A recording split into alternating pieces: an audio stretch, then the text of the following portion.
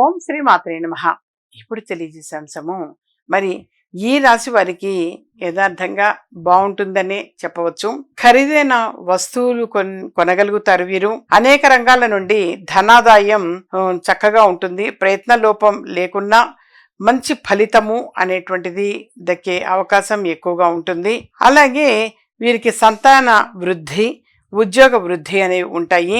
వీరికి అన్ని విధాలుగా కూడా కలిసి వచ్చే అవకాశం ఎక్కువగా ఉంటుంది. అయితే పెట్టుబడులు ఎక్కువగా పెట్టకపోవటం మంచిది. అలాగే చేబదులుగా ఇస్తూ ఉంటారు సహజంగా, అలా కూడా ఇవ్వకపోవటం చాలా చాలా మంచిది. అలాగే కాస్త ఆరోగ్య విషయం కొంచెం జాగ్రత్త వహించటము అనేది కూడా అవసరము. ప్రతి శుక్రవారము అమ్మవారి ఆలయ దర్శనం చేసుకోవటం, అమ్మవారి దర్శనం చేసుకోవటం చాలా చాలా మంచిది. ప్రతి శుక్రవారం కూడా లలితా సహస్ర నామావళి చదవటం, కుంకుమార్చన చేస్తూ లలితా సహస్ర నామావళి చదవటం వీరికి అన్ని విధాలుగా కూడా చాలా చాలా మంచిది.